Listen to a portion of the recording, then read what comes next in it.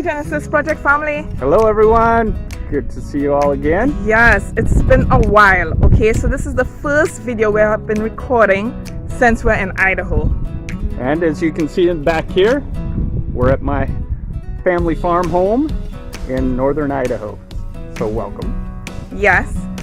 So we have been doing a lot. One of the things that we have been doing is volunteering with a non-profit organization called Blessing Beds. And we talked a little bit about that in previous videos. So we were able to actually get right in and get our hands dirty, Yes. get dusty. Yes. We did some staining, some bed staining, and I actually built bed rails with Blessing Beds. Yes. So it have been fun. So this video and a couple of videos after, we will be showing you how many people, men and women, throughout the United States and all over the world still showing the love of Christ. You know, if we look at the news, we will think that the world is going to hell in a handbasket. And yes, there's a lot of negative things happening, but there are a lot of men and women that's still doing great things, changing lives, changing family lives for Christ. And we want to highlight some of them, not to give them a pat on their back, but you know, just to show you that good things are still happening. I actually received a wonderful message from an extremely good friend of mine that just warmed my heart this week, and it was just an act of kindness that he performed on his daily job. I feel God just put him in the right place in the right time, and he loved on this guy in a way that was just amazing. And I mean, really, it's motivation for us and what we're doing, and we just want to give all that glory to God. Right. So even though wherever you are, you may not be able to go out and do much, but you could probably donate to one of these non-profit organizations who is literally doing so much. In 2019, there were over 34 million people in the United States living in poverty. And because of COVID, there's been much more. Yes, there have been the stimulus check and so on, but that don't take people out of poverty. And by people showing the love of Christ, by you giving a meal to your neighbor, by you volunteering in one of these non-profit organizations, you would realize how much people that you have touched and the world that you have changed for these people. We also received some good news this week. An interview process that I've been going through with Samaritan's Purse. I don't know if we mentioned that before, but no.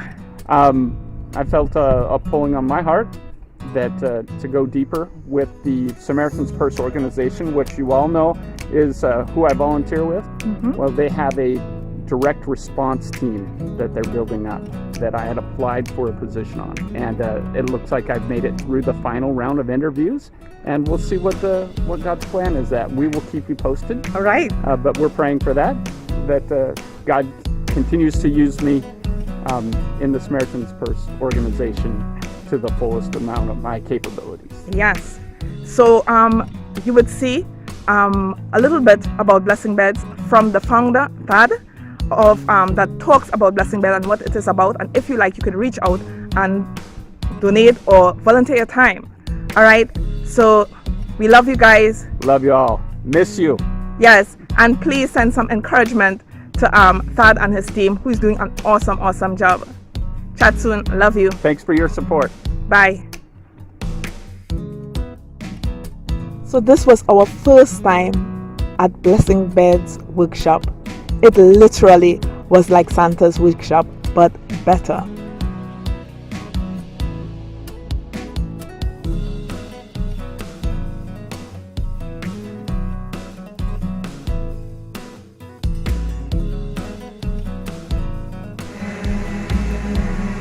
We met Carol, who showed us the ropes in staining. As you could see in this clip, she was staining the bed frames.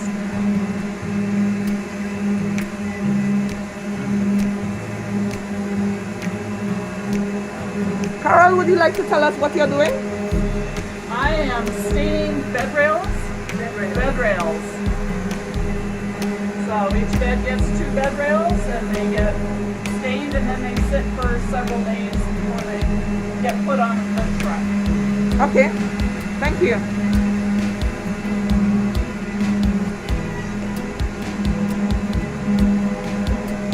And this is?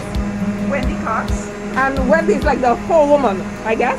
I am kind of like a foreman, yes. All right. Shop lead Okay. So in training. could you show us what is going on? Up here we're And Wendy, who showed us around, and she was like the forewoman of the shop at that time. She's such a awesome lady, you know, in everything what they do there at Blessing Beds. And also we met some college students who were volunteering, as you could see, sanding and all that.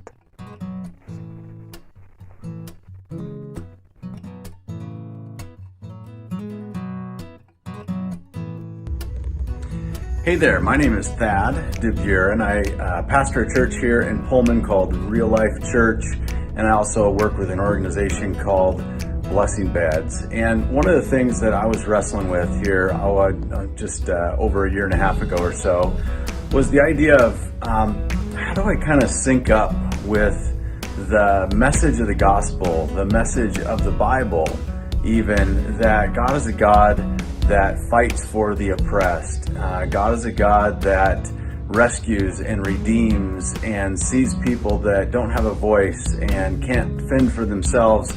And I kind of just was looking around the regular kind of middle class world that I live in Eastern Washington, and not seeing any obvious signs of oppression or people that didn't really have a voice. It just didn't stick out like a sore thumb. And so I started praying and asking God to show me, like, where are the people here in our community, in our region, that are the people that you would go for if you were here? Who are the people that you would redeem and reach out to and serve and connect and particularly fight for, like you fought for people in the past? And through the course of that conversation, God just sort of revealed to me, those are kids. They're everywhere in your community. They're all over the place. There are kids in homes under the authority of adults who, the kids, they don't have oftentimes a voice for themselves. They don't get to say where the parents live or what the parents feed them, or if the parents give them a bed or don't give them a bed, or what the parents do with the money and resources that they get. Sometimes they spend them unwisely or even really poorly on drugs or alcohol or just junky food, or all that kind of stuff. And so I started thinking about, how can we meet the needs of kids in our community, like really zero in on needs of kids in our community, kids that don't have a voice, that can't really speak up or fend for themselves, and are in situations that are beyond their control.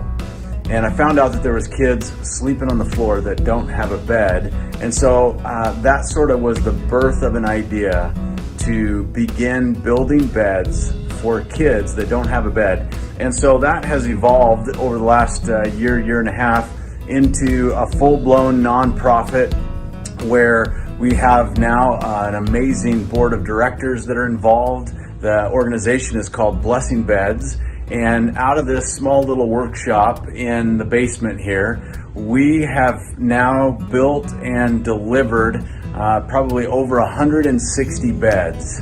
And so just to imagine that in the opportunity to go into probably around 100 homes, to meet families, connect with kids, be invited into their very personal, private space, oftentimes at a time in their life when they're pretty desperate and need a bed for their kid. And it's been quite an honor and a privilege. And out of this little workshop here, we've got, you see this board behind me. This is by far way beyond anything that I've done on my own. This has been an absolute gospel work with all of those people back here on this board are signatures of people that have been here in the shop and served and built beds and contributed, and that board filled up. And now we've got another board over here, even bigger, that's filling up still. And we've got resources and supplies, and this has just become a kind of a sanctuary of serving others and serving the least of these in our community. And it starts here and then pours out into deliveries. It pours out into relationships built among the volunteers. pours out into relationships built with the recipient families as we get to know them and care about them, and have had the opportunity to really connect and invite them into community, invite them into church and some of our online things, and then also even invite them to come and hear and give back, building with us in the shop. And so it's just been an amazing work that God has provided for and continues to provide for, and continues to just reveal to us just this ongoing need. Even as we speak, we're something like 300 families on a waiting list. And many times, probably actually like 8 out of 10 times, when a family applies, they need more than one bed. And so of those 300 people on the list, that represents a great deal more children that need a place to sleep. And so that's what the heartbeat of this ministry has been all about. We try to stay just laser focused on finding kids that need a bed and then providing them with a bed. And we don't do a bunch of work vetting out the parents, trying to decide whether or not the parents can afford it. We don't do a bunch of work to trying to decide if the parents qualify for it, if they need it, or if they, are spending their money unwisely. That's not the point of this ministry at all. The point of this ministry is to try and find kids and cut right to the child themselves, and then actually meet a real physical need in their life, and not just say, hey, we'll pray for you and we care about you, but actually show up and do something about it. And so that's just kind of been the heartbeat of this whole ministry and this whole organization. We've now got hundreds and hundreds of volunteers involved in a variety of ways. Jump on our website at blessingbeds.com and you can see a volunteer schedule there. If you're like, I don't have money, but I've got time and I love building stuff, come and help us in the shop in Pullman actually build and assemble beds. And there's a schedule there where you can sign up for that. So make sure you share this all over the place, spread the word, help us make sure that everybody knows. Thank you for watching. Please don't forget to like and subscribe to our YouTube channel, and follow us on Facebook, our own Facebook page, and Instagram to hear all the updates on what is going on with the Genesis project. We love you.